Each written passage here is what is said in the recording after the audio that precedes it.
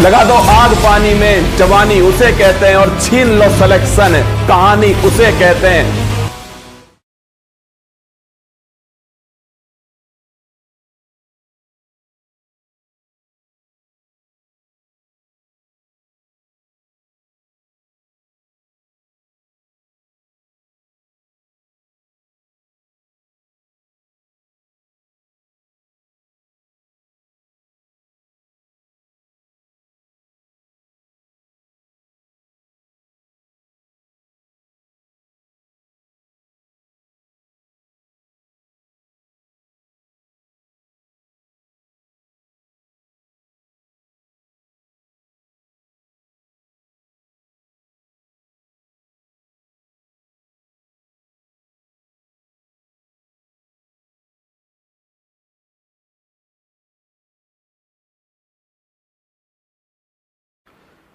बाधाएं हैं कौरव दल से, इन सब पर तुम कूच करो, अर्जुन सा योद्धा बनकर गांडीव लेकर टूट पड़ो। हेलो नमस्कार साथियों, एसएससी उत्कर्ष पर आप सभी का स्वागत है। अर्जुन सीरीज का एपिसोड नंबर 2, एपिसोड नंबर 1 में आपने इतना प्यार दिया तो मुझे लग गया है कि अर्जुन सीरीज में थोड़ा और मेहनत करनी पड़ेगी, थोड़ा और पसीना बहाना पड़ेगा।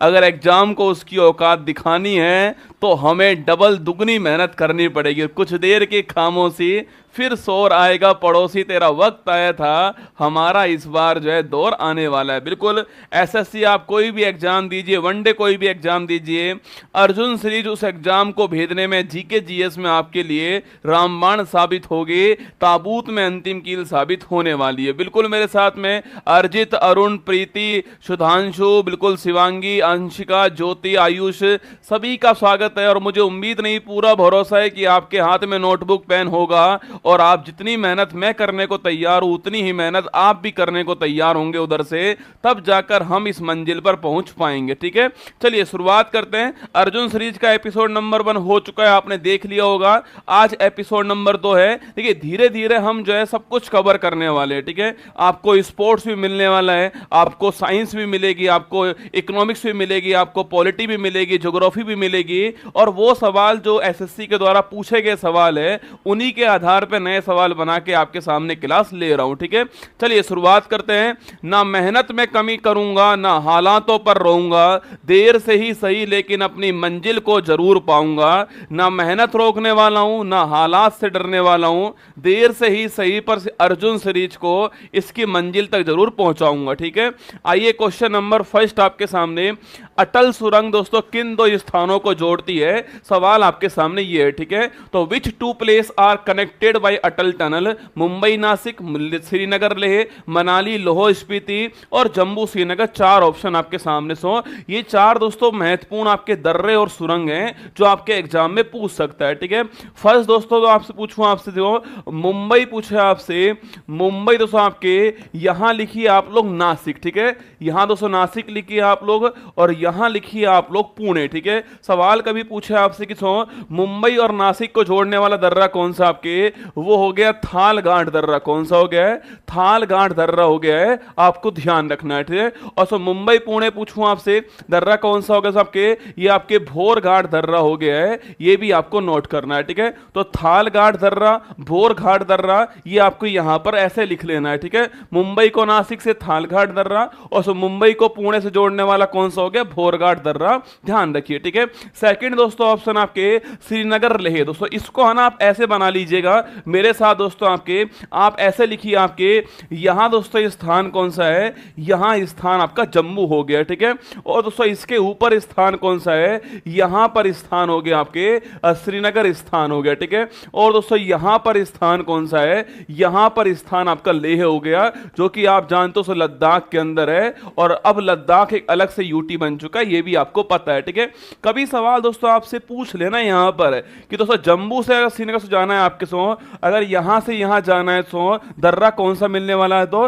दर्रा मिलेगा छापना बनिहाल दर्रा मिलने वाला है। और दोस्तों अब इस दोस्तों दर्रे के अंदर एक सुरंग बन चुकी है, इसका नाम क्या है? जवाहर सुरंग नाम है, ये भी आपको नोट करना है, बड़ा महत्वपूर्ण सवाल है। जम्मू और श्रीनगर पूछूं आपसे, इनको जोड़ने वाला कौन सा आपके? बनिहाल दर्रा दोस्तों, या फिर जवाहर सुरंग, ये आपको नोट करना है, ठीक है। और दोस्तों श्रीनगर पूछूं आपसे, इसको लेह से जोड़ने वाला कौन है आपके सो, यहां दोस्तों जोड़ दीजिए इनको आपके, और यहां दोस्तों दर्रा बना दीजिए आपके सामने।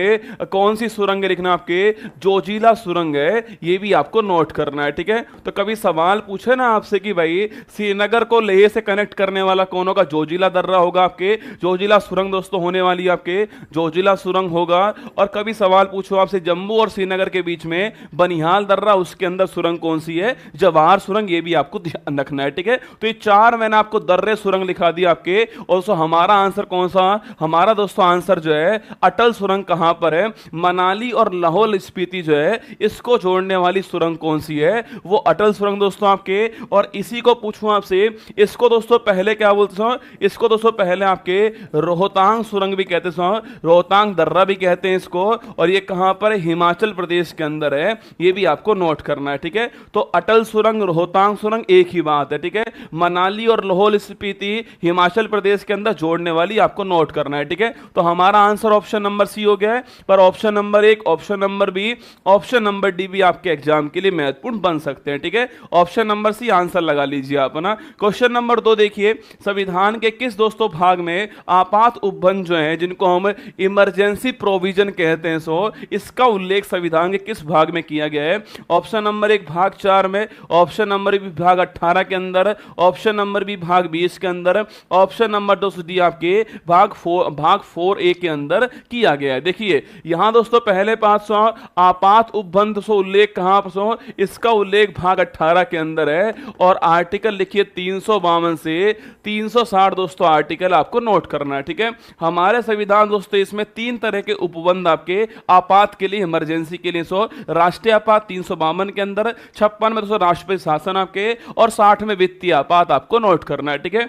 कभी सवाल दोस्तों पूछ लो आपसे, सो आपात के समय, आपात के समय जो हमारे जो मौलिक अधिकार होते हैं इनके ऊपर क्या प्रभाव पड़ता है आपके, यह दोस्तों बात हमने कहां से ली है, यह बात हमने जो है वो जर्मनी का संविधान जो जिसका नाम है वाइमर संविधान, हमने वहां से लिया है, आपको ध्यान रखना है। सो जर्मनी का वाइमर संविधान जो है हमने यहां से क्या लिया है कि आपात के समय जो मौलिक अधिकार होंगे उनके ऊपर, फंडामेंटल राइट जो होंगे उन पे क्या प्रभाव पड़ने वाला है, वो दोस्तों हमने लिया है। आपको ये बात हमेशा तो ध्यान रखनी है। सो आपात के समय हमारे संविधान के मौलिक अधिकार में 2 आर्टिकल जो है कभी भी सस्पेंड नहीं होंगे, कभी दोस्तों निलंबित नहीं होंगे, और वो है आर्टिकल नंबर 20 और 21 दोस्तों। आपसे आर्टिकल 120 और 21 पूछो आपसे, आर्टिकल 220 और 21 जो है ये कभी भी आपके 200 मौलिक अधिकार ऐसे हैं जो कभी भी निलंबित नहीं होंगे। ये बात आपको गांठ बांध लेनी है।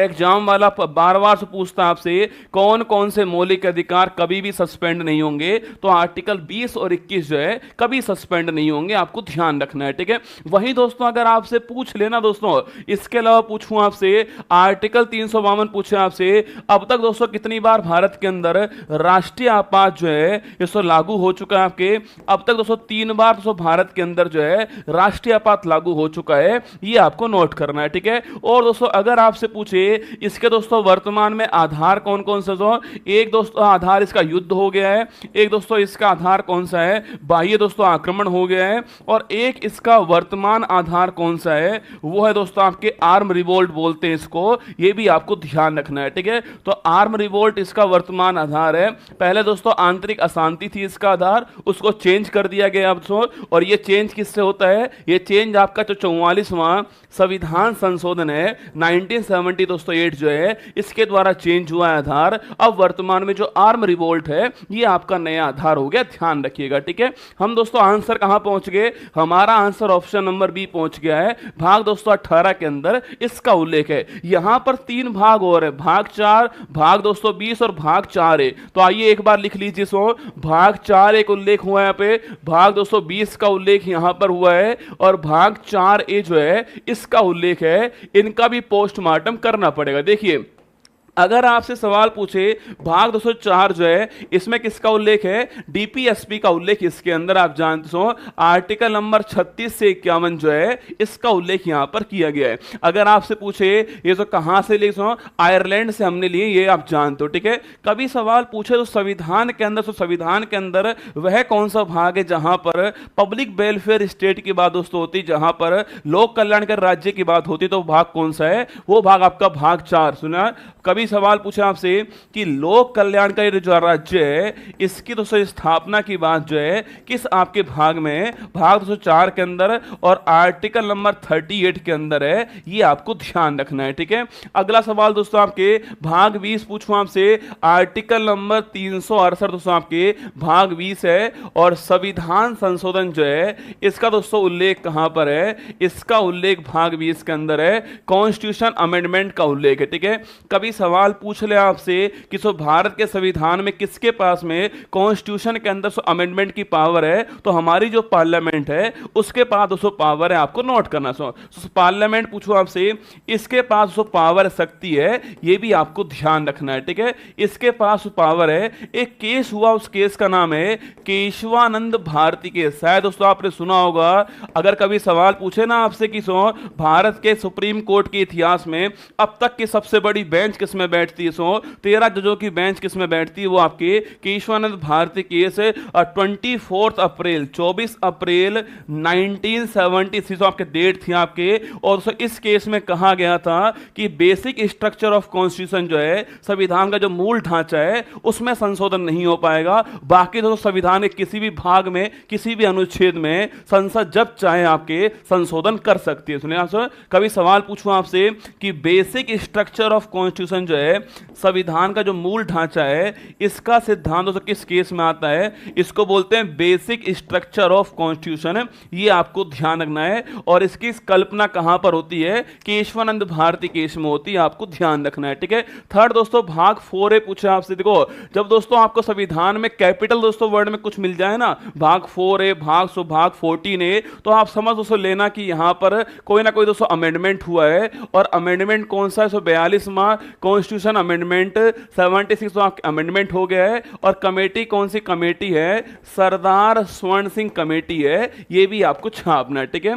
और दोस्तों इसके द्वारा दोस्तों जो मौलिक कर्तव्य जो है, फंडामेंटल ड्यूटीज हैं, इसकी स्थापना होती है, ये आपको ध्यान रखना है, ठीक है। इसकी स्थापना होती है भाग 4 में। कभी सवाल पूछेगा क्या दोस्तों मौलिक कर्तव्य संविधान के, मूल संविधान के अंदर थे, तो नहीं थे, है ना। मौलिक कर्तव्य को हमने बाद में जोड़ा है, जो 42वां जो अमेंडमेंट दोस्तों होता है उसके द्वारा हमने जोड़ा है। अगर कभी सवाल पूछे कि 42वां संविधान संशोधन द्वारा सो कुल कितने मौलिक कर्तव्य जोड़े गए, 10 जोड़े गए, नोट सुना, 10 जोड़े गए थे आप। सो 11वां जो मौलिक कर्तव्य दोस्तों आपके, 11वां जो है आपके जो एजुकेशन वाला जो है, वो हमने 86वां संविधान संशोधन 2002 के द्वारा जोड़ा है, ये भी आपको ध्यान रखना है, ठीक है। जल्दबाजी में कोई भी सवाल गलत नहीं करना है। सवाल पूछे कि भाई 42वां अमेंडमेंट के द्वारा संविधान के अंदर कितने मौलिक कर्तव्य जोड़े गए, 10 जोड़े गए। 11वां जो है आपके वो कौन सा, 86वां जो अमेंडमेंट 2002 में हुआ है उसके द्वारा जोड़ा गया।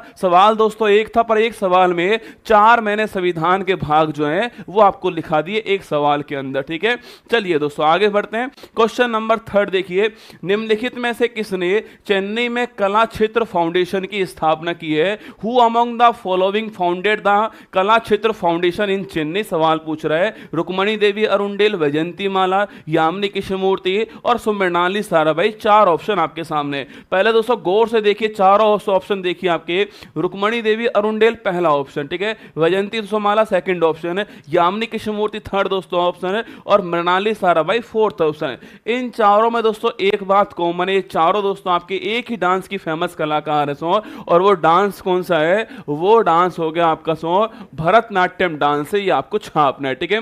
पहली बात दोस्तों, इस डांस को हम दोस्तों सादी रट्टम डांस भी कहते हैं। इस डांस को हम आपके सादी रट्टम डांस भी कहते हैं। सो साउथ में नाट्यम अट्टम वर्ड का डांस होता है ना, इसको सादी रट्टम डांस भी बोलते हैं, भरतनाट्यम डांस को। सबसे पुराना क्लासिकल डांस कौन सा आपके, वो तो यही है आपके सबसे पुराना, पूछे आपसे कभी क्लासिकल डांस कौन सा है, भरतनाट्यम डांस। आपके स्टेट कौन सा, सो स्टेट आपका सो तमिलनाडु स्टेट हो गया है, ये भी आपको आपको ध्यान रखना है, ठीक है।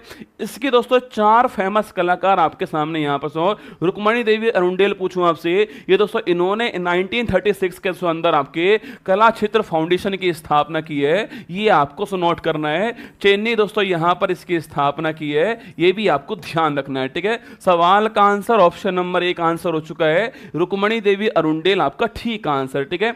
ऑप्शन दोस्तों 2 पूछूं आपसे, वैजयंती माला दोस्तों अभी हाल ही में इनको भारत का second highest award Padma Vibhushan पुरस्कार जो है वो प्राप्त हुआ है, इसलिए आपको इनका नाम थोड़ा ध्यान रखना है, ठीक है। थर्ड दोस्तों कौन सा है, यामिनी कृष्णमूर्ति पूछूं आपसे, ये दोस्तों 2 डांस की फेमस कलाकार आपके, एक डांस दोस्तों कौन सा आपके, एक डांस तो छापना भरतनाट्यम डांस हो गया आपके, और एक डांस कौन सा हो गया है, कुचिपुड़ी डांस हो गया है। तो कुचिपुड़ी प्लस दोस्तों भरतनाट्यम डांस दोनों की फेमस कलाकार कौन है, यामिनी कृष्णमूर्ति सो। इनकी एक बुक भी है बड़ी फेमस दोस्तों, autobiography a passion of dance, a passion of dance पूछूं आपसे किसकी बुक है लिखना, ए पैशन ऑफ डांस जो है इन्हीं की बुक है, ये भी आपको छापना सो, ये भी एग्जाम में पूछ लेता है आपसे कि ए पैशन ऑफ डांस किसकी बुक है, तो नोट कीजिए यामिनी कृष्णमूर्ति जी की बुक है, आपको ध्यान रखना है, ठीक है। ये कुचिपुड़ी डांस की भी फेमस कलाकार है, ठीक है। और दोस्तों ऑप्शन कौन सा है, मृणालिनी साराभाई दोस्तों पूछूं आपसे, इनका सो डांस कौन सा सो, इनका डांस भी आपके भरतनाट्यम डांस है, ये भी आपको नोट करना है, ठीक है। तो ये चारों दोस्तों ऑप्शन आपके लिए महत्वपूर्ण है। एक क्वेश्चन और दोस्तों यहीं पर नोट कर लीजिए, अभी दोस्तों हाल ही में सो भरतनाट्यम डांस की 2 कलाकार को पद्म विभूषण अवार्ड मिला था। एक का दोस्तों नाम क्या है, वैजयंती माला, मैंने अभी दोस्तों लिखवाया आपको। एक नाम और आप दोस्तों लिखिए यहां पर, और सो वो नाम क्या है, पद्मा सुब्रमण्यम।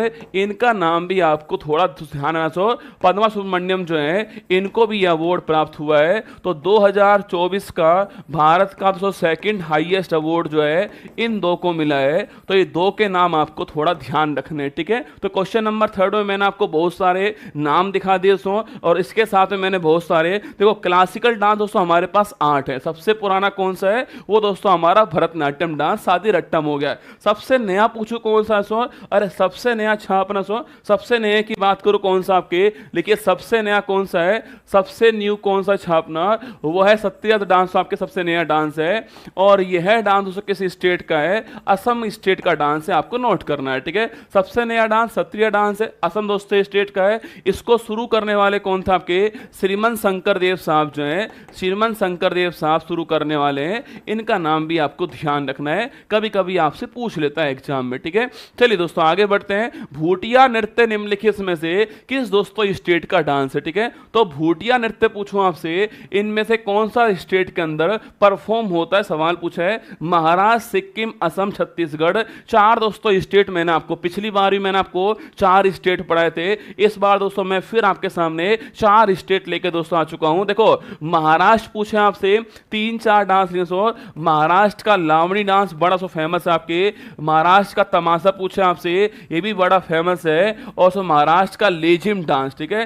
तो लावणी, तमाशा, लेजिम छापिए महाराष्ट्र के फेमस डांस, आपको नोट करना। सिक्किम दोस्तों पूछूं आपसे, सिक्किम दोस्तों आपके सो भूटिया ट्राइब सिक्किम के अंदर भूटिया नृत्य करती है, आपको छापना। सो भूटिया ट्राइब जो है सिक्किम दोस्तों यहां पर आपके भूटिया नृत्य करती है, आपको छापना, ठीक है। इसके दोस्तों बाद दोस्तों सिंगी छाम, बड़ा दोस्तों महत्वपूर्ण क्वेश्चन आपके सीजीएल में बार बार पूछता है, सिंगी छाम दोस्तों डांस कहां का है, ये आपके सिक्किम का डांस है, आपको छापना है सिंगी छाम डांस हो। इसके दोस्तों बाद आपके चू फाट पूछे आपसे, चू फाट डांस का है, चू फाट भी दोस्तों यहीं का डांस है, आपको नोट करना है, ठीक है। तो सिंगी छाम, चू फाट दोस्तों, और इसके अलावा भूटिया डांस, तीनों महत्वपूर्ण डांस है सिक्किम के डांस। कौन कौन से, भूटिया, सिंगी छाम, चू फाट, ये आपको ध्यान रखना है, ठीक है। बाकी दोस्तों अगला क्वेश्चन आपके असम पूछूं आपसे, असम याद कीजिए, असम का बिहू डांस, असम का दोस्तों बिहू बगरुम्बा, कौन सो, बिहू बगरुम्बा, ये भी दोस्तों बड़ा महत्वपूर्ण आपको, बिहू बगरुम्बा छापिए, बिहू दोस्तों, बिहू डांस, बगरुम्बा डांस आपको। इसके अलावा अंकिया नाट पूछे आपसे, अंकिया दोस्तों नाट आपके। और एक सवाल खूब पूछता है, मी दम नाफी लिखना, मी दम नाफी जो है ये भी दोस्तों असम का है। यह सवाल सीजीएल वाला पूछ चुका है, दोबारा पूछ सकता, तैयार रहना, सीजीएल में सवाल आपके मीदम नाफी वाला आ चुका है, ठीक है। तो बिहू बगरुम्बा दोस्तों भोरताल, अंकिया नाट, मीदम नाफी, ये असम के डांस हैं, है, ये आपको ध्यान रखना है, ठीक है। बाकी तो छत्तीसगढ़ पूछा आपसे, इसके तीन डांस नोट किस आपके, राउत नाच, कौन सा, राउत नाच पंथी, कौन है, राउत नाच पंथी दोस्तों, और आपके पिंडवानी लिखिए, राउत नाच पंथी पिंडवानी डांस किस स्टेट के हैं, ये छत्तीसगढ़ स्टेट के आपको नोट करना है, ठीक है। तो राउत नाच, पंथी, पिंडवानी तीनों डांस कहां के, आपके छत्तीसगढ़ के, नोट कीजिए। तो आपको एक सवाल में 10-12 डांस मैंने आपको लिखा दिए। फिर सुनिए दोस्तों, लावणी तमाशा लेजिम महाराष्ट्र का हो गया ना, भूटिया सिंगी छाम चूफाट आपके ये सिक्किम का हो गया, बिहू बगरुम्मा अंकिया नाट मीदम नाफी दोस्तों कहां के, ये असम का हो गया, राउत नाच पंथी पिंडवानी पूछूं आपसे, वो छत्तीसगढ़ हो गया है। और सब पिंडवानी तो डांस तो आप जानते होंगे आपके, अरे पिंडवानी डांस की फेमस कलाकार, अरे लिख लो इस सवाल को दोस्तों, पिंडवानी डांस जो है इसकी फेमस कलाकार कौन है बताओ, मैं पिंडवानी डांस की पूछूं आपसे, फेमस कलाकार सो उनका नाम क्या है, याद कीजिए, कौन बताएगा, पिंडवानी डांस की फेमस कलाकार तीजन बाई, लिखिए पिंडवानी डांस की फेमस कलाकार कौन है, तीजन बाई का नाम आपको छापना है, ठीक है। तीजन बाई करेक्ट आंसर होगा, ध्यान रखिए ना। नेक्स्ट क्वेश्चन आपके सामने, राष्ट्रीय महिला आयोग की स्थापना निम्नलिखित में से दोस्तों किस अधिनियम के द्वारा होती है, ठीक है। ऑप्शन नंबर 1 1993 दोस्तों एक्ट आपके, ऑप्शन नंबर बी 1992 का अधिनियम, ऑप्शन नंबर सी 1990 दोस्तों अधिनियम, ऑप्शन नंबर डी 1999 अधिनियम। ये चारों ही अधिनियम एग्जाम में पूछे गए अधिनियम है, मैंने एक सवाल के अंदर आपके सामने रख दिए, ठीक है। देखिए सवाल दोस्तों बोल रहे हैं आपके कि नेशनल कमीशन फॉर वुमेन, कौन सा, नेशनल कमीशन फॉर वुमेन जो है, पहली दोस्तों बात आपके, इसकी स्थापना अधिनियम कौन सा है, 1990 का अधिनियम है, ये आपको नोट करना है, ठीक है। तो नेशनल कमीशन ऑफ वुमेन की स्थापना 1990 के अधिनियम से होती है, और दोस्तों 1992 के अंदर 1992 के अंदर इसकी स्थापना होती है। अधिनियम कौन सा है, अधिनियम आपका 1990 का हो गया दोस्तों, और 92 के अंदर इसकी स्थापना होती है, नोट कीजिए ना। अधिनियम कौन से वर्ष का, 90 का अधिनियम है, स्थापना कब होती है, 92 के अंदर इसकी स्थापना होती है। कभी सवाल पूछो दोस्तों आपसे कि इस भारत के अंदर नेशनल कमीशन ऑफ वुमेन जो है वो सब कैसी संस्था है आपके, ये दोस्तों संस्था कैसी, ये आपके जो है नोट करना, ये दोस्तों एक आपके विधिक संस्था है, सो लीगल बॉडी है, संवैधानिक नहीं है। जिसका उल्लेख संविधान दोस्तों अनुच्छेद में कहीं ना कहीं होता है, वो आपके संवैधानिक होती है। मैं अभी आपको लिखवा दूंगा एक साथ, ठीक है। देखिए अगर पूछे आपसे इसकी पहली हेड कौन थी, जयंती पटनायक इसकी पहली हेड थी, और अभी दोस्तों कुछ सालों पहले जो है इनका निधन हो गया है, जयंती पटनायक का नाम छापना है। और वर्तमान में कौन लिखना, वर्तमान में जो आपके रेखा शर्मा छापना, वर्तमान में इसकी अध्यक्ष है, ये भी आपको नोट करना है, ठीक है। तो नेशनल कमीशन फॉर वुमेन की स्थापना 1990 के अधिनियम से 92 के अंदर होती है, और जयंती पटनायक इसकी पहली हेड थी, रेखा शर्मा दोस्तों वर्तमान हेड है, नोट कीजिएगा, ठीक है। यहां दोस्तों ऑप्शन नंबर आप एक देखिए, 1993 अधिनियम लिखा हुआ है, इसके द्वारा पूछे आपसे, देखो ये अधिनियम मैं आगे लिख रहा हूं, ठीक है। एक अधिनियम लिखा हुआ है 1993 अधिनियम लिखा हुआ है, एक दोस्तों लिखा हुआ आपके 1992 अधिनियम लिखा हुआ है, और एक लिखा हुआ है क्या, एक लिखा हुआ है 1999 अधिनियम, ये 3 अधिनियम लिखे हुए हैं ना। शायद दोस्तों ये दो तो आप पहचान रहे होंगे, शायद इसको आप भूल रहे हैं। आप में से कौन कौन दोस्तों ये अधिनियम पहचान रहा है, बताओ कमेंट बॉक्स के अंदर कौन कौन पहचान रहा है इसको। देखो पहला ऑप्शन है 93 अधिनियम, पूछूं आपसे, देखो इसके द्वारा भारत के अंदर नेशनल ह्यूमन राइट्स कमीशन जो है इसकी स्थापना होती है। राष्ट्रीय मानवाधिकार जो आयोग है इसकी दोस्तों स्थापना होती है, और इसकी स्थापना के लिए एक आयोग बनाया गया था जिसका नाम था रंगनाथ मिश्रा आयोग। खूब बार दोस्तों एग्जाम में आया वो सवाल है कि रंगनाथ मिश्रा आयोग की सिफारिश पर किसकी स्थापना होती है, राष्ट्रीय मानवाधिकार आयोग की स्थापना होती है, ध्यान रखना, ठीक है। और दोस्तों यही इसके क्या होते हैं, यही इसके पहले अध्यक्ष बनते हैं रंगनाथ मिश्रा, ये भी आपको ध्यान रखना है, ठीक है। वर्तमान पूछो, वर्तमान में कौन इसके अध्यक्ष हैं आपके, वर्तमान में आपके इसके अध्यक्ष अपना जस्टिस अरुण मिश्रा जो हैं वो इसके अध्यक्ष हैं, ये भी आपको ध्यान रखना है, ठीक है। तो राष्ट्रीय मानवाधिकार आयोग आपके रंगनाथ मिश्रा आयोग, मानवाधिकार आयोग रंगनाथ मिश्रा पहले हेड थे, वर्तमान में अरुण मिश्रा जी इसके वर्तमान हेड, ठीक है। सेकंड दोस्तों 1992 अधिनियम पूछा आपसे, अरे याद कीजिए security exchange board of India जो है इसको दोस्तों लीगल बॉडी कब बनाया गया, इसको लीगल बॉडी जो है वो 92 अधिनियम से बनाया गया। इसकी स्थापना तो इसकी स्थापना 88 के अंदर हो चुकी थी, है ना। स्थापना दोस्तों इसकी 88 में हो चुकी थी, पर इसको लीगल बॉडी कब बनाया गया? लीगल बॉडी जो है वो 1992 के अधिनियम से बनाया गया। आपको नोट करना है, security exchange board of India, ठीक है। अगर आपसे पूछ ले भाई साहब इसकी वर्तमान में हेड कौन है, तो माधवीपुरी बुद्ध छाबना, ये दोस्तों इसकी पहली महिला हेड है। बाकी तो शेयर मार्केट को कंट्रोल करने के लिए security exchange board of India की स्थापना हुई है, ठीक है।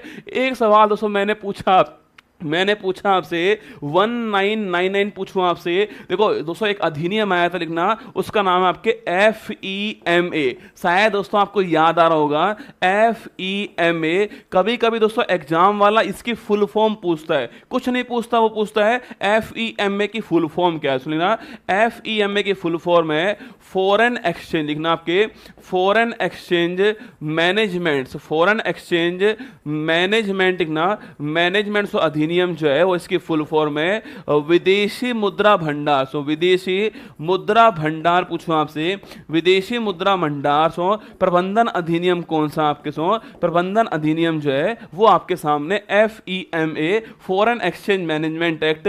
लिख लो, कभी कभी इसकी फुल फॉर्म पूछ लेता है आपसे ना, फुल फॉर्म पूछता है कभी कभी दोस्तों आपके सामने अधिनियम किस वर्ष का है वो पूछ लेता है। अच्छा, आप में से कौन बताने वाला है कि ये अधिनियम दोस्तों किस वर्ष में लागू हुआ है? चलो ये और छाप दो आप लोग। तो 4 ऑप्शन थे, चारों ऑप्शन क्लियर आपके सामने दोस्तों। हमारा आंसर 1990 का अधिनियम करेक्ट आंसर है, नेशनल कमीशन फॉर वुमेन, आपको ध्यान रखना है, ठीक है। नेक्स्ट क्वेश्चन आपके सामने ये रहा, मामल्लपुरम का सौर मंदिर, तटीय मंदिर पूछूं आपसे, किसके द्वारा बनवाया गया? सो मामल्लपुरम जो है सो वहां जो सौर टेम्पल है आपके, तटीय मंदिर, आपके तट पर जो मंदिर है इसको तटीय मंदिर बोलते हैं, सौर मंदिर बोलते हैं। वो कौन से वंश ने बनवाया? सो गंग वंश ने बनवाया, राष्ट्रकूट ने बनवाया, चोल ने उसको बनवाया, आपके पल्लव वंश ने बनवाया। 4 वंश आपके सामने। और ये सवाल दोस्तों एग्जाम के हिसाब से महत्वपूर्ण सवाल है कि सो मामल्लपुरम जो है उसका सौर मंदिर जो है, सौर टेम्पल दोस्तों बनवाने वाला कौन? देखो इसको दोस्तों आपके महाबलीपुरम भी कहते हैं ना, इसको रसगुल्ला क्या बोलते हैं?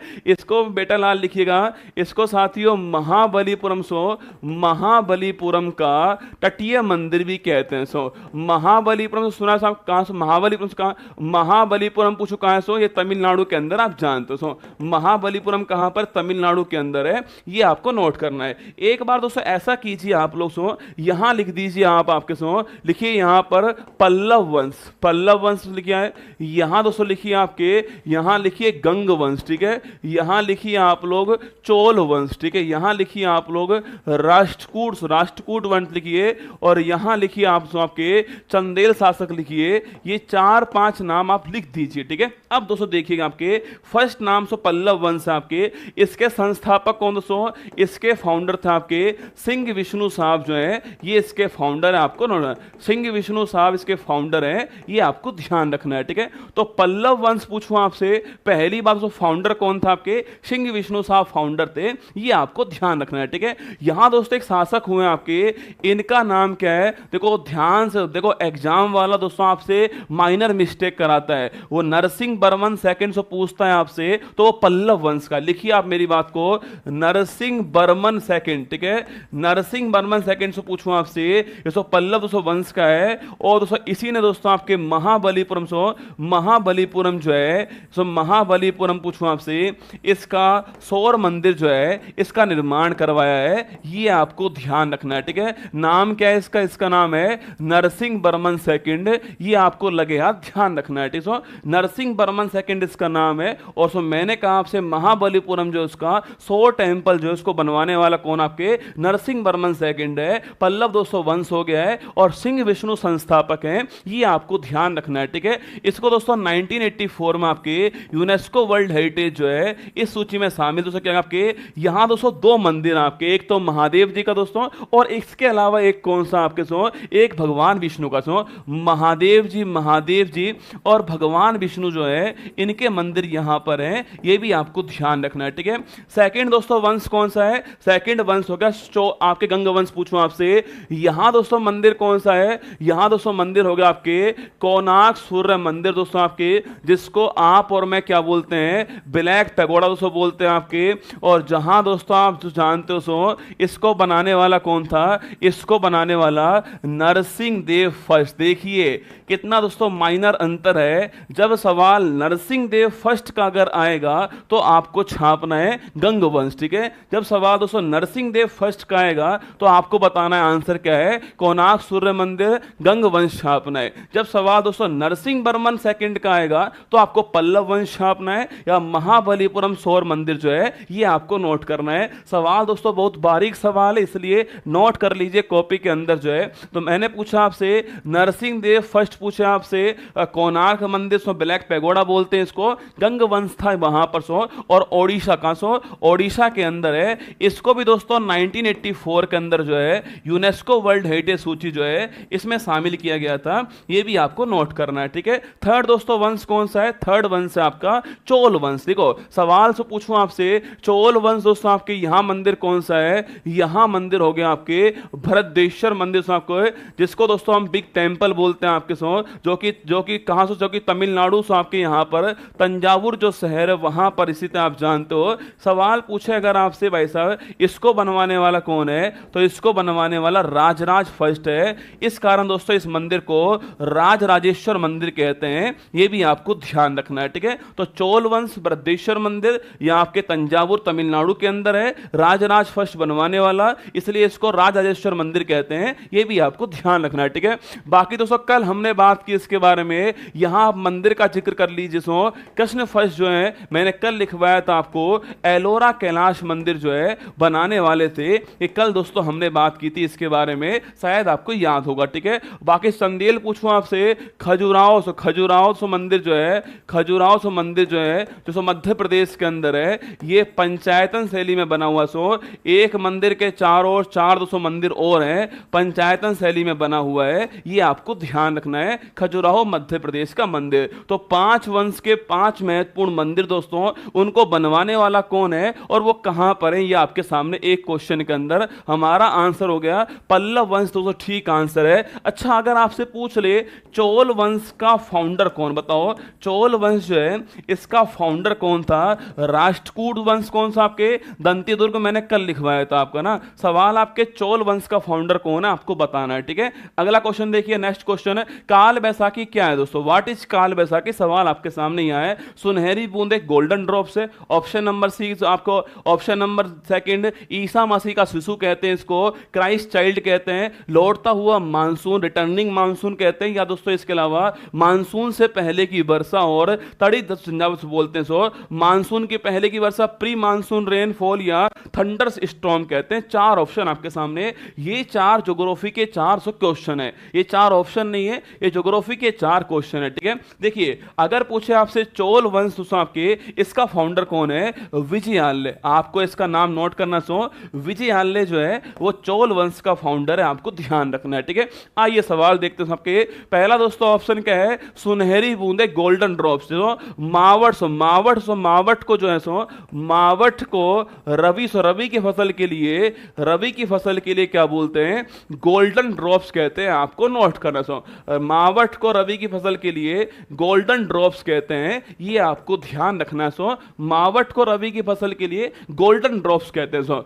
रबी की फसल पूछो कौन कौन सा है, रबी की फसल कौन सा है, गेहूं सो गेहूं, मटर सो आपके, इसकी ट्रिक लिख लीजिए आप ना, ट्रिक सो लिख लीजिए, वैसे आप जानते होंगे सो, नाई हूटर बस्ती लिखना, नाई हूटर बस्ती जोश में आलू लाया, नाई हूटर बस्ती जोश में आलू लाया, ये ट्रिक आपको नोट करनी है। कभी कभी आपसे पूछता है कि भाई निम्न में से कौन सी फसल रबी की फसल नहीं है, सवाल पूछता है, ठीक है, कभी कभी आपसे ना।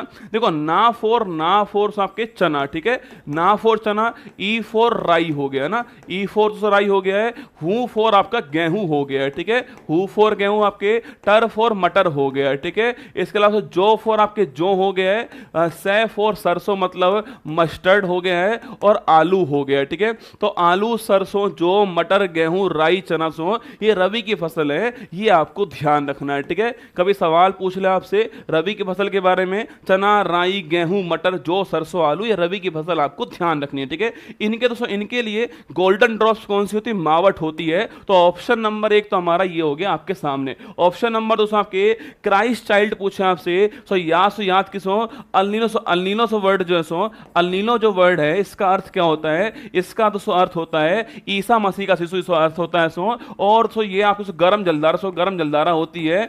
और मैंने आपसे कहा कहा हुआ सो अल्नीनो का लिखना, अल्नीनो का भारतीय मानसून पर, अल्नीनो का भारतीय मानसून पर हमेशा छाप के रखना सो नकारात्मक प्रभाव पड़ता है। ये बात आपको ध्यान रखनी है, अल्नीनो का भारतीय मानसून पर नेगेटिव इफेक्ट पड़ता है, ये आपको ध्यान रखना है। सो अल्नीनो का मतलब आपके क्राइस्ट चाइल्ड, सो इस वर्ड का अर्थ होता है गर्म जलधारा होती है, हॉट करंट होता है, और जो भारतीय मानसून है उसके ऊपर इसका नेगेटिव इफेक्ट पड़ता है, ये बात आपको ध्यान रखनी है। ठीक है, आगे देखिए दोस्तों, लौटता हुआ मानसून पूछा आपसे। देखो दोस्तों, लौटता हुआ मानसून पूछो आपसे, जो आपके उत्तर पूर्वी जो मानसून होता है ना, इसको बोलते हैं हम लोग लौटता हुआ मानसून कहते हैं। नॉर्थ ईस्ट मानसून जो होता है इसको हम बोलते हैं लौटता हुआ मानसून। अगर सवाल आपसे ये पूछ ले दोस्तों यहां पर कि सो लौटता हुआ मानसून जैसो, इससे बारिश कहां से होती है, इससे बारिश होती है कोरोमंडल कोस्ट के ऊपर होती है, जो कि दोस्तों कहां पर, जो कि दोस्तों तमिलनाडु के अंदर, आप जानते हो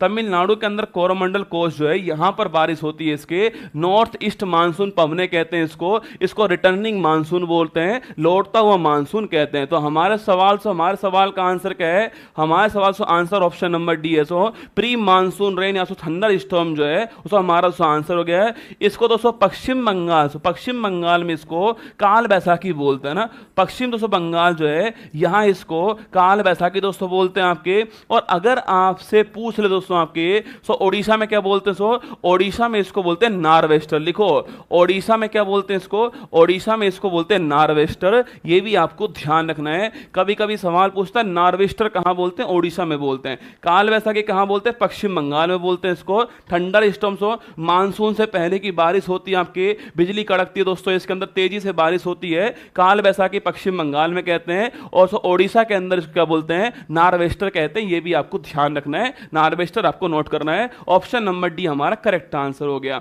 आगे देखिए दोस्तों, नेक्स्ट क्वेश्चन है, भारत के राष्ट्रपति चुनाव में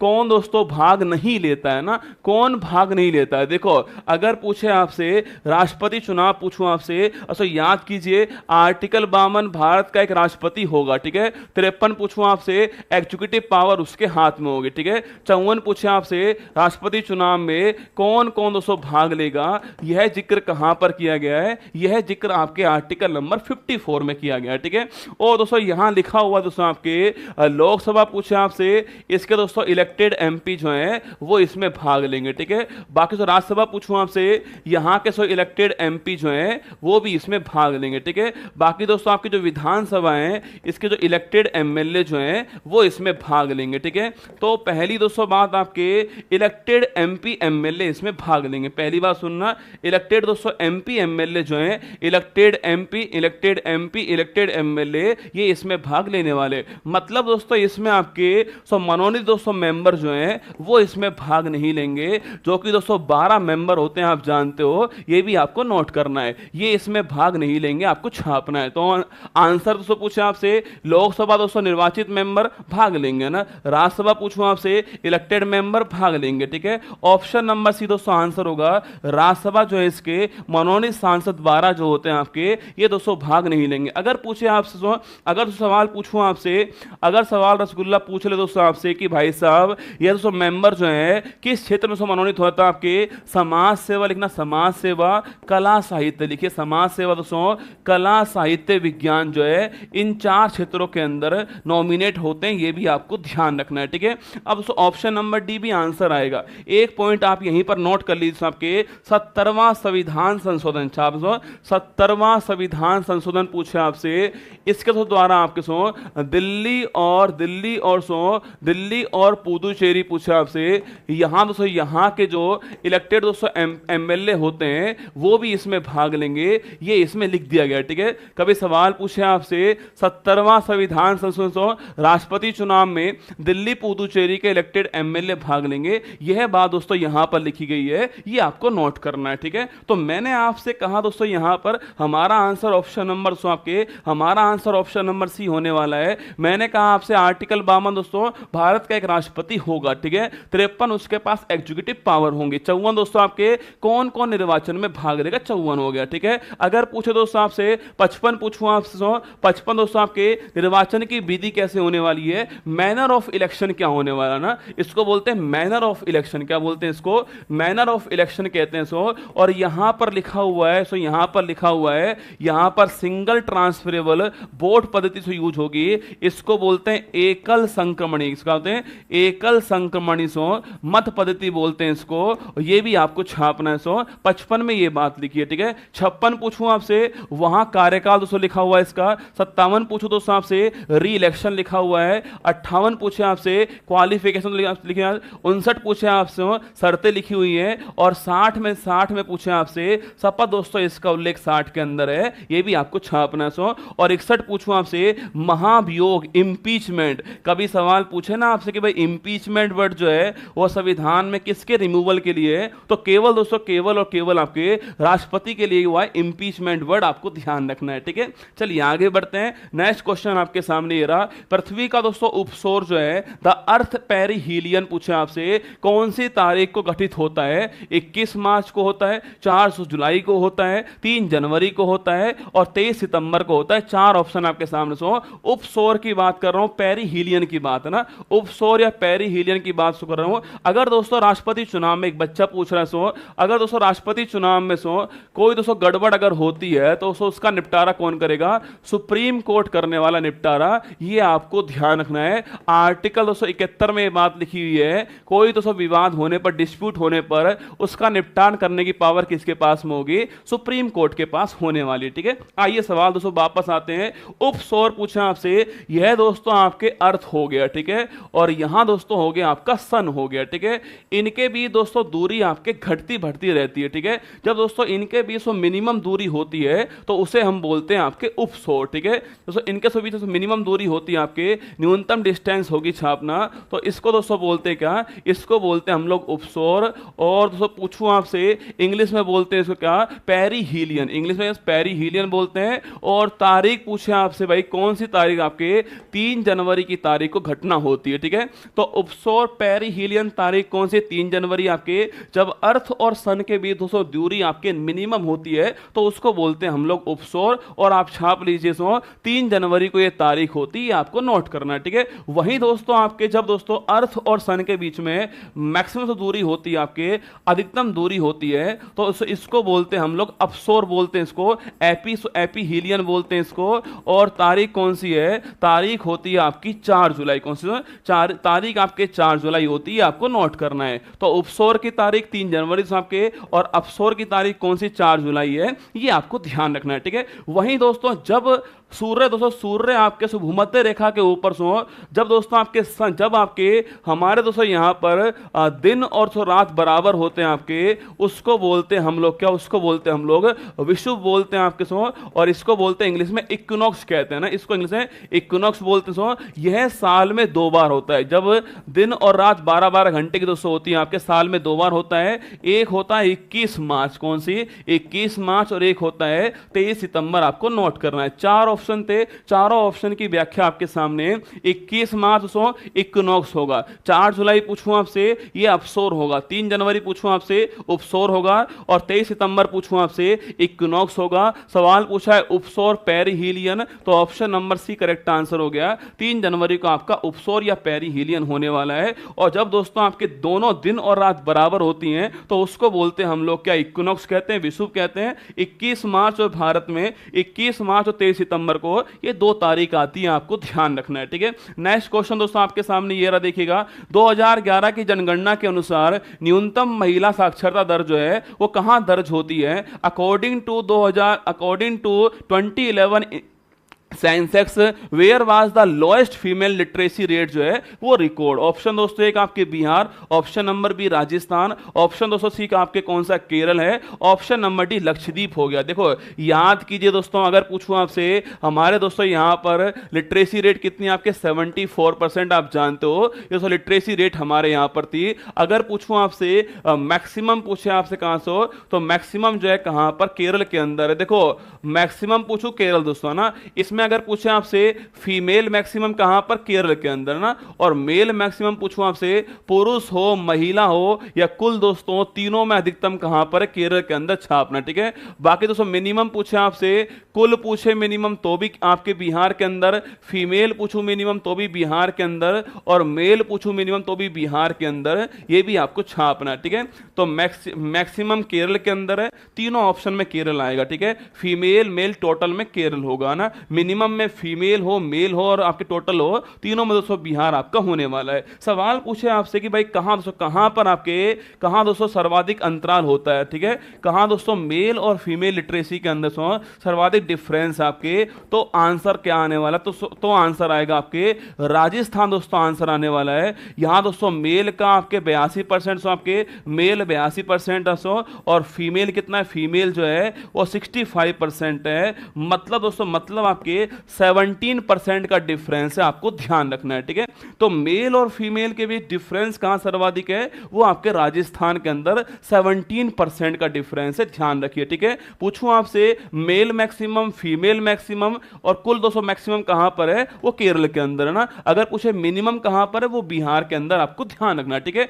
बाकी सवाल दोस्तों पूछो आपसे कि भाई साहब ये मैक्सिमम पूछे आपसे यूटी कौन सा, जहां यूटी का नंबर, यूटी पूछो कौन सा आपके, तो वो हो गया कौन सा आपके यूटी में नंबर 1 छापना लक्षद्वीप है ना। यूटी में पूछे आपसे नंबर 1 लक्षद्वीप है, ये भी आपको ध्यान रखना है। ठीक है, हमारा आंसर पूछा है कि न्यूनतम महिला लिटरेसी रेट कहां पर है, बिहार के अंदर है। ऑप्शन नंबर 1 ठीक आंसर है, न्यूनतम यहां पर है। ठीक है, आगे देखिए, सैयद मोदी इंडिया इंटरनेशनल किस खेल से संबंधित है, आपसे पूछा है। ठीक है, ऑप्शन नंबर 1 गोल्फ है, ऑप्शन नंबर बी टेनिस है, ऑप्शन सी तो बैडमिंटन है, ऑप्शन डी फुटबॉल है। 4 ऑप्शन आपके सामने, सवाल पूछ रहा है कि भाई चारों में से कौन सा ऑप्शन होगा सैयद मोदी आपके इंटरनेशनल कप का ऑप्शन। छोड़िए उसको, गोल्फ की बात करूं, गोल्फ कप कौन सा आपके, राइडर कप छापना, राइडर कप जो है गोल्फ का कप है, ये आपको ध्यान रखना है। ठीक है, सेकंड पूछूं आपसे हॉपमैन कप छापना, हॉपमैन कप पूछे या फिर दोस्तों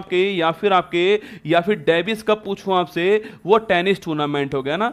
हॉपमैन कप डेविस कप पूछे आपसे, ग्रैंड स्लैम भी टेनिस के, ऑस्ट्रेलियन ओपन फ्रेंच ओपन, उनकी बात हम अलग से करेंगे इस सवाल के अंदर ना। तो टेनिस में हॉपमैन कप डेविस कप टेनिस आपको ध्यान रखना है। ठीक है, थर्ड पूछूं आपसे उबेर कप, दोस्तों उबेर कप छापना, उबेर कप दोस्तों, इसके अलावा थॉमस कप लिखिए आपके, उबेर कप थॉमस कप दोस्तों। और एक सवाल जो पूछा आपका सैयद मोदी कप जो है वो तीनों किसके हैं, बैडमिंटन, आपको ध्यान रखना है। ठीक है, तो उबेर थॉमस बैडमिंटन दोस्तों ना। और लास्ट फुटबॉल पूछा आपसे, ये खूब पूछता है ना, देखो डूरंड कप पूछे आपसे फुटबॉल। ठीक है, संतोष ट्रॉफी पूछूं आपसे फुटबॉल। ठीक है, बाकी तो रोवर्स कप पूछे आपसे तो फुटबॉल। ठीक है, और पूछे आपसे सुब्रतो कप पूछूं आपसे तो फुटबॉल। ठीक है, यूरो कप पूछे आपसे फुटबॉल हो गया ना, ये सारे फुटबॉल है ना। Durand cup, Santosh trophy, Rovers cup, Subroto cup, Euro cup, सारे आंसर फुटबॉल होंगे, ये भी आपको नोट करना है। बाकी सवाल हमारा ऑप्शन नंबर सी दोस्तों आंसर है, बैडमिंटन ठीक आंसर हो गया है, सैयद मोदी वाला option number C correct answer, ध्यान रखिए। ठीक है, आगे देखिए नेक्स्ट क्वेश्चन आपके सामने, निम्नलिखित में से कौन सा सही कथन है, सवाल पूछा है which of the following is A correct statement. ठीक है, ऑप्शन नंबर 1 ऊर्जा की इकाई वॉट होती है ना, the unit of energy is watt. Option number B है कार्य की इकाई जूल होती है, the unit of work is joule. Option number C है जूल आपके डिवाइडेड बाय सेकंड भी ऊर्जा की इकाई होती है, ये थर्ड ऑप्शन है। और ज्योति तीव्रता का मात्रक आपके मोल होता है, क्वेश्चन ऑप्शन नंबर 4। सवाल पूछा है कौन सा सही कथन है, करेक्ट स्टेटमेंट कौन सा। देखो ऑप्शन दोस्तों एक पूछूं आपसे, ऊर्जा की इकाई से जूल, ऊर्जा की इकाई से वॉट होती है, तो वॉट जो है आपके वो पावर की इकाई होती है ना, शक्ति, पावर जो है आपके शक्ति की इकाई वॉट होती है, आपको छापना है ना। तो पावर की इकाई वॉट होती है, ऑप्शन नंबर 1 गलत हो गया ना, तो पावर की इकाई वॉट है। ठीक है, ऑप्शन 2 पूछूं आपसे, कार्य की दोस्तों इकाई जूल होती है। देखो कार्य पूछे आपसे, कार्य या फिर ऊर्जा पूछूं आपसे, इनकी इकाई से क्या है, इनकी एक इकाई से जूल होती है आपके और एक होती है कौन सी आपके अर्घ होती है ना। तो जूल और अर्ग छापना सो ये कार्य, एनर्जी और वर्क की इकाई आपको नोट करना है, ठीक है। यही दोस्तों लिख लीजिए आप सो, 1 जूल बराबर कितना है, 1 जूल बराबर 10 की पावर 7 अर्ग होता है, ये भी आपको लगे हाथ ध्यान रखना है, ठीक है। तो 1 जूल कितने के बराबर होता है, 10 की पावर 7 अर्ग के बराबर होता है, ठीक है। थर्ड दोस्तों ऑप्शन आपके ऑप्शन नंबर भी करेक्ट हो गया ना। जूल अपॉन सेकंड दोस्तों ऊर्जा की इकाई होती है आपके सो, देखो पावर क्या है, पावर दोस्तों होती है आपके, पावर का फॉर्मूला होता है कार्य बटा समय, कार्य बटा समय से आपके कार्य करने की दर क्या होती है, पावर होती है ना। कार्य मतलब जूल, ठीक है, और समय मतलब सेकंड सो, तो जूल अपॉन सेकंड किसकी इकाई है, आपके पावर की इकाई है, भी आपको ध्यान रखना है, ठीक है। तो ऑप्शन नंबर सी भी गलत हो गया ना। ऑप्शन नंबर 4 पूछूं आपसे, ज्योति तीव्रता दोस्तों इसका मात्रक मोल दोस्तों होता है, इसका मात्रक कैंडेला, इसका मात्रक कैंडेला होता है, ये भी आपको छापना है, ठीक है। कुल दोस्तों 7 दोस्तों हमारे पास मूल इकाई होती है, उसमें एक इकाई आपके ज्योति तीव्रता होती है, उसका मात्रक कैंडेला होता है, ये आपको नोट करना है, ठीक है। अरे मोल पूछे आपसे सो, अरे मोल किसका इकाई छापना, सो मोल पूछे आपसे, एक मोल किसकी इकाई, आपके पदार्थ की जो मात्रा होती है उसकी इकाई होती है, सब्स्टिट्यूएंट जो होता है पदार्थ की जो मात्रा होती है उसकी इकाई मोल दोस्तों होती है, और एक मोल पूछे आपसे किसके बराबर, किस नंबर के बराबर होता है। देखो ये सवाल एग्जाम में आता है, आपके एग्जाम में सीजीएल दोस्तों इसमें आता है, रेलवे एग्जाम में खूब पूछता है आपसे कि एक मोल जो है वो किस दोस्तों नंबर के बराबर होता है, वो नंबर होता है अवोगाद्रो संख्या दोस्तों नंबर होता है, पर आपको मुझे उसका नंबर बताना है, सो नंबर कितना है, इसको ये भी कहते हैं, ठीक है, इसको दोस्तों आपके अवोगाद्रो नंबर भी कहते हैं छापना। अब उसका नंबर का मान कितना है वो आपको बताना है, उस नंबर की वैल्यू कितनी है, ठीक है। लिखिए 6.022 इंटू 10 टू पावर 23 इसकी वैल्यू होती है, नोट करना, ठीक है। बहुत बार सवाल पूछता है मोल की वैल्यू क्या है या दोस्तों अवोगाद्रो नंबर की वैल्यू क्या है, 6.022 इंटू 10 टू पावर 23 जो है ये इसकी वैल्यू आपको ध्यान रखनी है, ठीक है। चलिए आगे बढ़ते हैं, हमारा answer option number B answer है, कार्य की इकाई जूल है। आगे देखिए दोस्तों, अगला क्वेश्चन आपके सामने जो है, निम्नलिखित में से कौन सा 1897 में खोजा गया दोस्तों पहला विटामिन बी था जो एमिनो अम्लों और कार्बोहाइड्रेट उपापचय में अनिवार्य होता है, ऊर्जा उत्पादन अभिक्रियाओं में सक्रिय दोस्तों होता है। सवाल पूछा आपसे, सवाल दोस्तों थोड़ा बड़ा है आपके, सवाल कह रहा है कौन सा दोस्तों विटामिन बी कॉम्प्लेक्स, उसमें कौन सा विटामिन बी है जिसको पहली बार खोजा गया आपके। देखो विटामिन दोस्तों विटामिन बी1 पूछता है आपसे, विटामिन बी2 पूछता है आपसे, विटामिन दोस्तों बी3 पूछता है आपसे, विटामिन बी9 पूछता है आपसे, विटामिन बी12 पूछता है। तो 5 विटामिन मैंने लिखे आपके। विटामिन बी1 पूछूं आपसे, इसका तो नाम क्या है, इसका नाम छापना सो,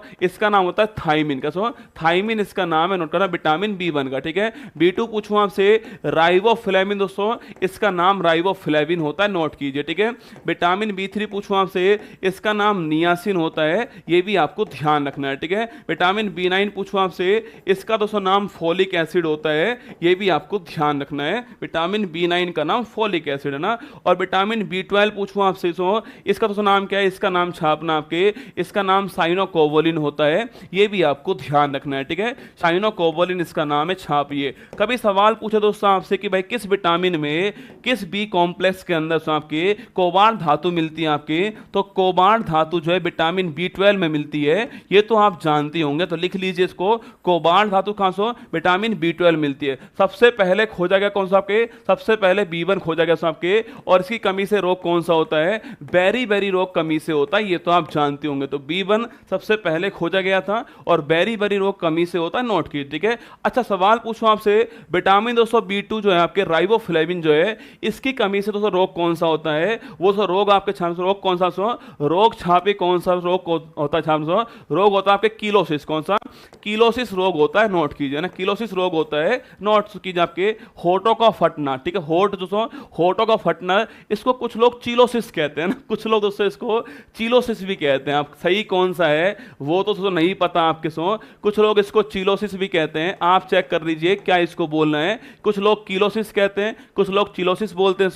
होठों का फटना जो है, होठों का फटना, ये इसका एग्जाम्पल दोस्तों होता है आपके, होठ का फटना दोस्तों आपके, ये इसका एग्जाम्पल दोस्तों आपके, जो आपके बीकासूल कैप्सूल दोस्तों होता है, छाले आना बीकासूल कैप्सूल जो है वो विटामिन बी2 कॉम्प्लेक्स होता है ना, बीकासूल कैप्सूल जो है वो विटामिन बी2 कॉम्प्लेक्स आपको ध्यान रखना है, ठीक है। आगे देखिए विटामिन बी3 पूछूं आपसे, इसकी कमी से रोग कौन सा है, पेलाग्रा रोग दोस्तों होता है आपके, स्किन संबंधित रोग, आपके दस्त हो गया, उल्टी हो गया, पेलाग्रा में होती है, ठीक है। B9 पूछूं आपसे, एनीमिया, ब्लड की कमी होना, एनीमिया रोग कमी से होता है, नोट करना, ठीक है। देखो विटामिन B1 बेरी रोग, विटामिन B2 पूछूं आपसे कीलोसिस चिलोसिस कुछ भी बोल दीजिए ना, विटामिन B3 पूछूं आपसे पेलाग्रा रोग, विटामिन B9 पूछूं आपसे B9 और B12 आपके एनीमिया रोग आपको ध्यान रखना है। और B12 में कोबाल्ट धातु है और इनके नाम B1 का नाम थाइमिन है, B2 का नाम राइबोफ्लेविन है, B3 का नाम नियासिन है, B9 का नाम फोलिक एसिड है और B12 का नाम साइनोकोवोलिन है। ये आपको ध्यान रखना है। तो हमारा आंसर है पहला बी कॉम्प्लेक्स कौन सा आपके, तो पहला B complex option number C हो गया है, थाइमिन दोस्तों करेक्ट आंसर है। दो सवाल दोस्तों आप यहां पर लिख लीजिए। अगर आपसे पूछे कि भाई साहब पॉलिश राइस में आपके पॉलिश राइस के अंदर कौन सा विटामिन दोस्तों नहीं होता है, तो विटामिन B1 जो है वो नहीं होता है, आपको छापना है, ठीक है। सेकंड पूछूं आपसे, सेकंड दोस्तों आपके गोल्डन राइस जो है इसमें कौन सा विटामिन दोस्तों प्रचुर मात्रा में होता है, तो विटामिन ए जो है इसमें तो प्रचुर मात्रा। अभी दोस्तों हाल ही में फिलीपींस पूछूं आपसे, इसने इसको बैन कर दिया है, ये भी आपको छापना है, ठीक है। फिलीपींस से शुरू करने वाला पहला देश था इसका, अभी फिलीपींस ने इसको बैन कर दिया है, ये भी आपको ध्यान रखना है, ठीक है। तो विटामिन B1 पॉलिश राइस के अंदर, गोल्डन राइस पूछूं आपसे विटामिन ए हो गया है और फिलीपींस ने बैन किया है अभी दोस्तों हाल ही में, ये आपको ध्यान रखना है, ठीक है। द मूर्स लास्ट साई पूछे आपसे, द मूर्स लास्ट साई इनमें से किसका उपन्यास है ना, अवनी जोशी, सलमान रुश्दी, अरुंधति रॉय दोस्तों आपके BS नायपॉल, चारों ही ऑप्शन एग्जाम के लिए महत्वपूर्ण, ठीक है। अवनी जोशी पूछूं आपसे, इनकी बुक कौन सी आपकी, इनकी बुक में आपके ब्रंट शुगर, कौन सी ब्रंट शुगर किसकी है, अवनी जोशी की है ना। सवाल पूछा आपसे कि ब्रंट शुगर पूछूं आपसे, ब्रंट शुगर किसकी आपके, अवनी जोशी छापना ब्रंट शुगर, ठीक है। सलमान रुश्दी पूछूं आपसे, इनकी बुक कौन सी आपके, द मूर्स लास्ट साई इनकी बुक है, ऑप्शन नंबर 20 करेक्ट आंसर हो गया है। अगर सवाल पूछा आपसे अभी हाल ही में साहित्य अकादमी फेलोशिप अवार्ड किसको मिला, सो ये अवार्ड अभी हाल ही में किसको मिला है, इनको मिला, ये भी आपको ध्यान रखना है, ठीक है। साहित्य अकादमी फेलोशिप अवार्ड प्राप्त हुआ है ना। थर्ड अरुंधति रॉय पूछूं आपसे, द गॉड ऑफ लिखिए, the god of small thing कौन आपके, वो अरुंधति रॉय हो गई, the god of small thing छापना। और इसके अलावा द मिनिस्ट्री ऑफ अटमोस्ट लिखना, the ministry of utmost happiness, ठीक है। The ministry of utmost happiness जो है वो भी इनकी बुक का नाम है, आपको ध्यान रखना है, ठीक है। The god of small things और the ministry of utmost happiness, Arundhati Roy का नाम नोट कर लेना। अभी दोस्तों खूब चर्चा में अरुंधति रॉय, इसलिए मैं नाम लिखवा रहा हूं आपको, ठीक है। अवनी जोशी ब्रंट शुगर पुस्तक का नाम, ठीक है। सलमान रुश्दी आपके द मूर्स लास्ट साई पुस्तक का नाम, ठीक है। अरुंधति रॉय पूछे आपसे the god of small things, the ministry of utmost happiness, ये इनकी पुस्तक का नाम। और पूछे आपसे VS नायपॉल दोस्तों लिखना, इन ए फ्री स्टेट लिखना, इन ए फ्री स्टेट जो है सो ये इनकी पुस्तक का नाम है। कभी सवाल पूछे आपसे कि भाई साहब सो बुकर पुरस्कार पाने वाले पहले भारतीय कौन थे, तो पहले भारतीय कौन, VS नायपॉल, ठीक है। और सवाल पूछा आपसे बुकर पुरस्कार पाने वाली आपके पहली भारतीय महिला कौन आपके, तो पहली भारतीय महिला जो है वो अरुंधति रॉय है, इनका नाम भी आपको छापना है, ठीक है। तो पहली भारतीय महिला कौन दोस्तों, अरुंधति रॉय हो गई आपके, और पहले भारतीय कौन आपके, वो VS नायपॉल हैं। दोनों ही दोस्तों भारत की बुराई करते हैं, ठीक है, दोनों ही भारत की बुराई करते हैं, नोट कीजिए ना। तो answer option number B Salman Rushdie, आपके सलमान रुश्दी पूछूं आपसे, ठीक दोस्तों आंसर है। अच्छा साहित्य दोस्तों अकादमी अवार्ड जो है ना वो दोस्तों किसको वो मिला है, किसको आपके वो मिला है रस्किन बॉन्ड, लिखिए ये ठीक कीजिएगा। साहित्य अकादमी अवार्ड पूछूं आपसे, ये किसको प्राप्त हुआ है, साहित्य अकादमी अवार्ड छापना, साहित्य अकादमी फेलोशिप अवार्ड जो है ये अभी हाल ही में जो कि इसका हाईएस्ट अवार्ड होता है ये रस्किन बॉन्ड को मिला है, ठीक है। साहित्य अकादमी अवार्ड किसको मिला है, रस्किन बॉन्ड को मिला है, ये आपको ध्यान रखना है, थोड़ा ठीक करना सवाल ना, ठीक कीजिएगा। साहित्य अकादमी फेलोशिप अवार्ड रस्किन बॉन्ड का नाम आपको ध्यान रखना है, ठीक है। हॉकी के खेल के दोस्तों दौरान आपके किसी उल्लंघन किसी ऑफेंस के बाद में यदि किसी खिलाड़ी को पीला कार्ड येलो कार्ड दिखाते हैं तो उसे कितने मिनट के लिए बाहर भेजते हैं, ठीक है। हॉकी खेल दोस्तों आपके उसके अंदर येलो कार्ड पूछा आपसे दिखाने पर कोई खिलाड़ी कितने मिनट के लिए बाहर जाएगा, 4 मिनट के लिए, 6 मिनट के लिए, 5 मिनट के लिए, 3 मिनट। हॉकी खेल के बारे में संपूर्ण जानकारी मैं आपको देने वाला हूं, ठीक है। कभी कभी दोस्तों मैंने देखा है आपके जो खेल जो होते हैं आपके उस खेल का पिच कितना है, वो खेल कितने मिनट का होता है, उस खेल से संबंधित penalty stroke, penalty hockey corner सवाल पूछता है आपसे कभी कभी एग्जाम में। तो हॉकी खेल के बारे में संपूर्ण जानकारी जो है आपको दोस्तों इस वीडियो में मिलने वाली है। ढंग से आपको देखना है हॉकी दोस्तों खेल जो है, इसके बारे में संपूर्ण जानकारी आपके सामने, ठीक है। पहली बात दोस्तों, इस सवाल को छोड़ दीजिए अभी, आइए दोस्तों मेरे साथ में आपके देखिए। पहली बात दोस्तों, हॉकी खेल अब दोस्तों आपके कुल 60 मिनट का होता है, ठीक है।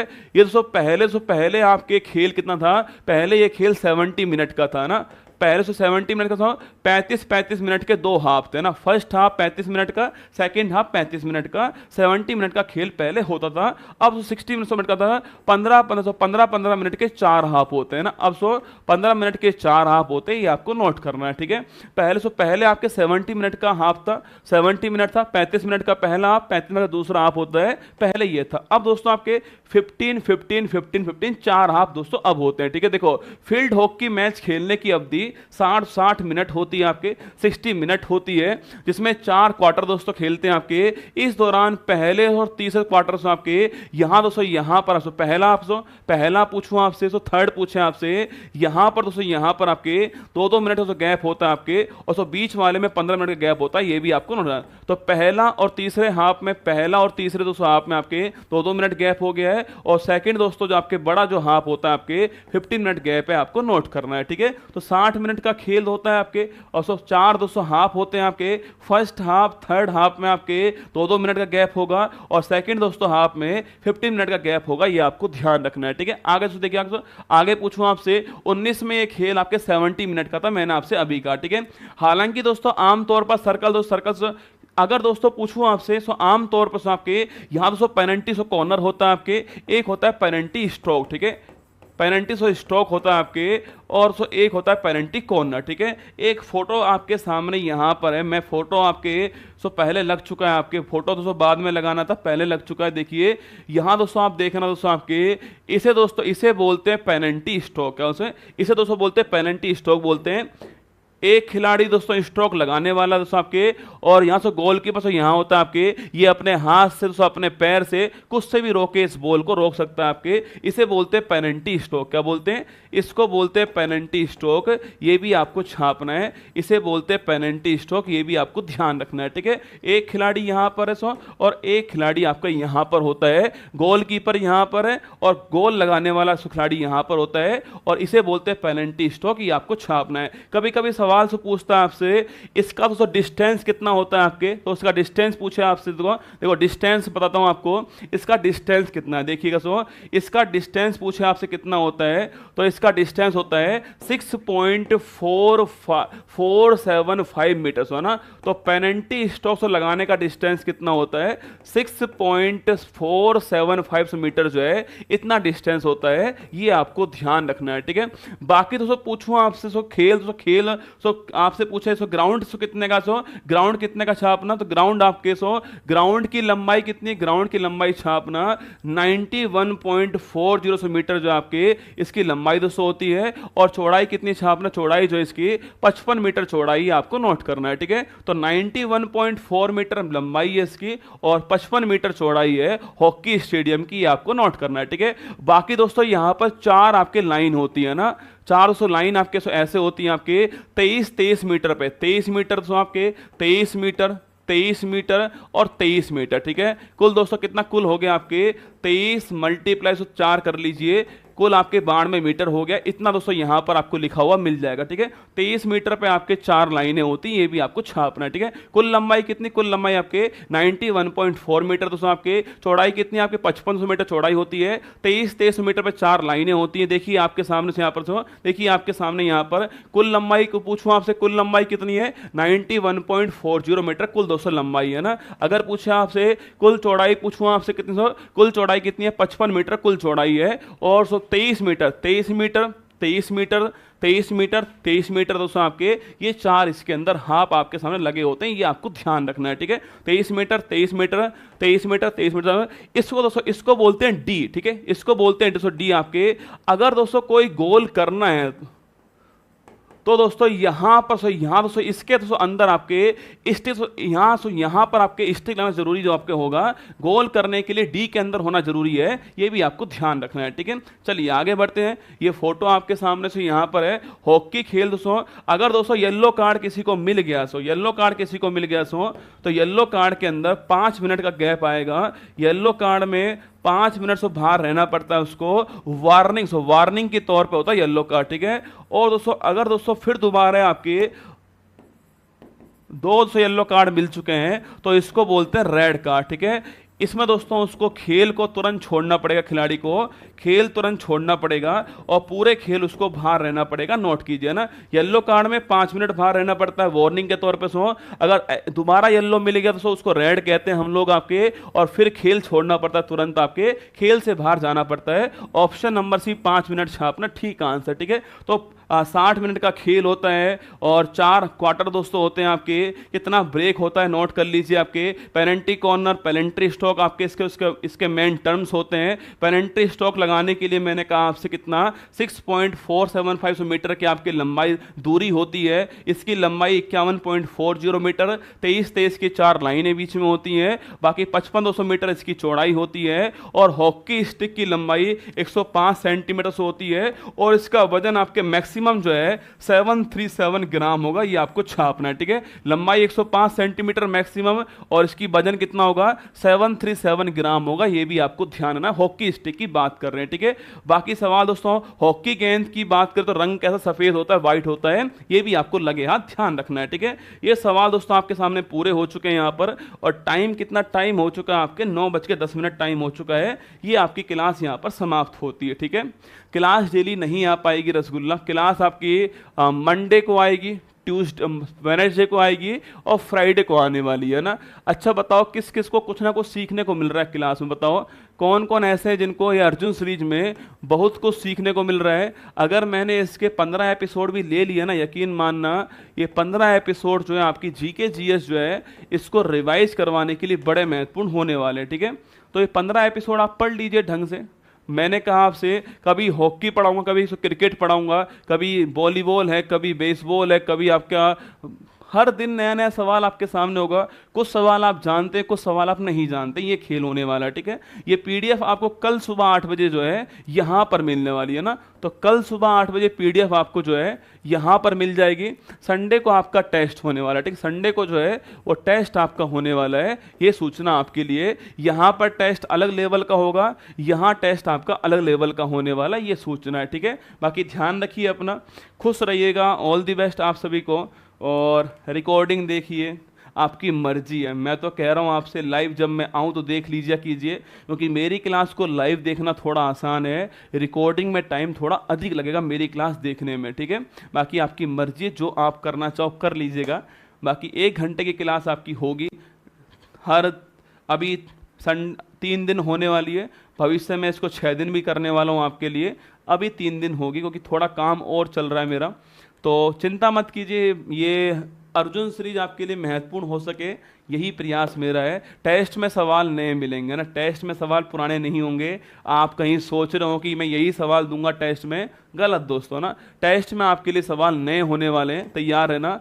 टेस्ट एकदम नया होगा, यहाँ लेवल थोड़ा हाई होने वाला है, यहाँ लेवल थोड़ा अलग टाइप का होने वाला है। ठीक है, ये हॉकी का पिच कितना लंबा है, ये सारे सवाल यहाँ पर पूछने वाला हूँ। ठीक है, बाकी डांस हो गया, पॉलिटी, हिस्ट्री, ज्योग्राफी, आपके ये सवाल आपको यहाँ पर अधिक मिलेंगे। दोनों का लेवल अलग अलग होने वाला है, इसलिए जो भी आपकी बुक हो वहाँ टेस्ट देना है आपको।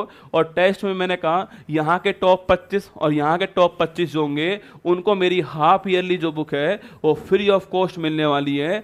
और साथ मैं आपके घर पे पहुंचाऊंगा इस बुक को, और साथ में आपको मेरी तरफ से एक हैंड रिटन जो आपके विशेष भी मेरी तरफ से मिलने वाली है। ठीक है, बाकी ध्यान रखिए, चैनल पर नए हो सब्सक्राइब कर लीजिएगा, बटन दबा दीजिएगा। बाकी हम पूरा प्रयास करेंगे आपके लिए और बेहतर करने के लिए।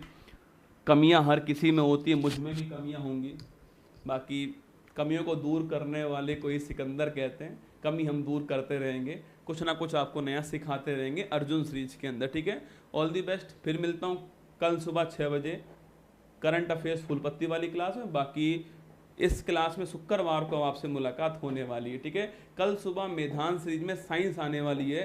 कल से 10 दिन आपके साइंस के एपिसोड चलने वाले हैं, साइंस ही रहने वाली 10 दिन आपके मैदान सीरीज के अंदर ना। फिर 10 दिन आपके हिस्ट्री, 10 दिन ज्योग्राफी, ऐसे होने वाली है, ठीक है। All the best. अच्छी लगी हो क्लास तो लाइक कर देना। और कुछ लोग होते हैं जो कमेंट करते हैं कि सर, मतलब नेगेटिव कमेंट करने वाले कुछ लोग तो होते ही होते हैं ना, तो मैं उनको नहीं रोक पाऊंगा। बस मैं चाहता हूं कि आपके कमेंट के बीच में उनका कमेंट दिखाई ना दे। आप इतने अच्छे अच्छे कमेंट कर देना नीचे, जिससे हमारा हौसला बढ़ सके, हम इसमें और प्रयास करें। मैं चाहूँ तो इस सीरीज को, आप सोचिए, मैं चाहूँ तो इस सीरीज को 100 रुपये के अंदर ऐप के अंदर शुरू करता और आप सभी वहाँ पर पढ़ते आराम से, पर मैंने इसको यूट्यूब पर शुरू करा है और सारी सुविधाएं आपको ऐप पर फ्री दिलाई हैं। तो बहुत कॉस्टिंग इसमें आती है, मैं मानता हूँ, मेरा भी टाइम बहुत लगता है इसको बनाने में सीरीज को, पर प्रयास तो करना जरूरी है ना। मंजिल मिले ना मिले ये मुकद्दर की बात है, हम प्रयास भी ना करें ये गलत बात है। ऑल दी बेस्ट, जय हिंद, थैंक यू। शानदार बचत, दमदार तैयारी, आपकी तैयारी को अफोर्डेबल और धारदार बनाने के लिए उत्कर्ष लाया है 14 से 20 जून तक बिग समर सेल, जिसमें आपको उत्कर्ष ऐप के केंद्र व राजस्थान के सभी ऑनलाइन कोर्स पर मिल रहा है 90% तक का ऑफ। साथ ही उत्कर्ष यूट्यूब चैनल के 13 मिलियन परिवार के मेंबर पूरे होने की खुशी में 13% एक्स्ट्रा डिस्काउंट है, जिसे आप कूपन कोड UC13 लगाकर प्राप्त कर सकते हैं। बिना देरी करे अभी इसका लाभ उठाएं।